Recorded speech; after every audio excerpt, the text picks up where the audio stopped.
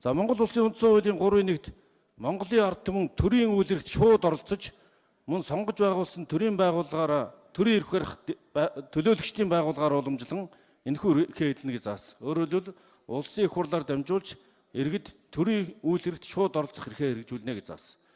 Энэхүү үндсэн хуулийн заалтын дагуу улсын их хурлын тухай хууль нэмэлт өөрчлөлт оруулж иргэдийн санал бодлыг хууль тогтоомжинд тусгах энэ санаачлагаар парламент гэдэг захим парламентын төслийг хэрэгжүүлсэн. 2019 онд болцсон улсын их хурлын стратеги төлөвлөгөөгөөр парламент захим парламент болох зорилтыг төвшүүлсэн. За энэ нөхөө үндсэн хуулийн заалтыг амьдралд хэрэгжүүлж 100 мянган иргэдийн санал Монголын түүхэнд анх удаа хууль болон батлагдж байна. Ийм учраас энэ санаачлагыг гаргасан иргэн номын эрдэнэд болон энэхүү хуульд өөрчлөлт оруулахаар саналаа өгсөн 100 мянган Монгол улсын иргэдэд баяр хүргье. Анх удаа иргэдийн саналаар одоо энийг Цэрэн Бонцог гишүүн эдийн засгийн байнгын дарга саналж хэрэгжиж байна. Өөрөөр хэлбэл төрийн эрх барих байгууллага ард түмнээс зайтай байна, хол хөндий байна, тасарсан байна гэдэг энэ яриа шүүмжил байсан бол бүх хууль тогтоомжийг батлахдаа иргэдийн саналыг авдаг парламент төс хэрэгжүүлсэн. За петишн буюу иргэдийн өргөдөл гомдлыг хүлээж авдаг системийг нэвтрүүлсэн. Монгол Улсын үндсэн хуулийн 16-гийн 2-д иргэд төрийн байгууллага албан тушаалтанд өргөдөл гомдол гаргах хэрэгтэй. Төрийн байгууллага албан тушаалтан шийдвэрлэх үүрэгтэй гэж заасан байдаг бол энэ саналыг бол одоо хэлэлцээд шүүн хэлэлцээд шинжлэх ухааны үндэслэлтэй нотлохоо үндсэн хууль бусад хууль эрх зүйтэй нийцүүлээд одоо үнэхээр зөв болвол тэрнийг баталж байгаа энэ ард түмнийхээ санал дээр тулгуурласан юм шинэ систем анх удаа хэрэгжиж байна.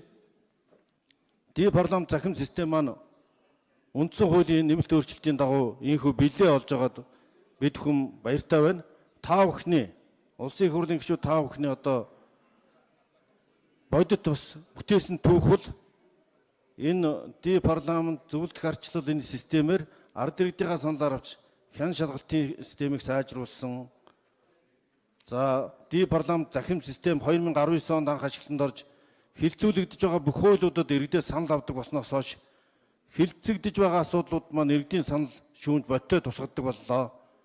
Өргөдөл захим системд 2023 оноос өргөдлийн систем, захим өргөдлийн систем хэрэгжиж эхэлснээр одоо улсууд иргэд маань заавал жагсаж цуглаж талбай дээр ч юм уу эсэргүүцэж илэрхийлдэг биш, захимаар жагсаж цуглаж санал бодлоо илэрхийлдэг юм системийг бид бодтой ажил хэрэг болголоо.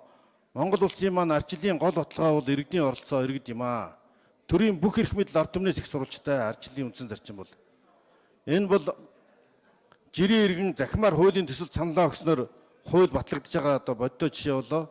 Энэ бол арчилсан захим парламентын хөгжлийн тод жишээ болоо. Өнөөгийн технологи 900 захим талбарыг ашиглаж иргэн хүн төрийн бодлогод саналаа айлж олноороо дэмжиж хууль болон батлагдах хууль явц цаашдаа парламентод үлгэр жишээ болно гэдэгт итгэж байна. Иргэдийн маань оролцоотойгоор Монгол улсад маань ийм зэгцтэй хөдөлгөөн, зэгцэр хөдөлгөөн өрнөсөөр байна. Ийхүү газрын гадаад иргэн 100 жилээр эзэмшүүлэх хуулийн залд Монгол улсын ямар ч хуулинд байхгүй болсныг үүгээр мэдэгдэж байна. Хуулийг санаачилж идэвхтэй ажилласан эдийн засгийн байнгын дарга Цэдэн Домын Цэрэн Бонцог нарын гишүүдэд талархал илэрхийлье. За дараагийн асуулд орно.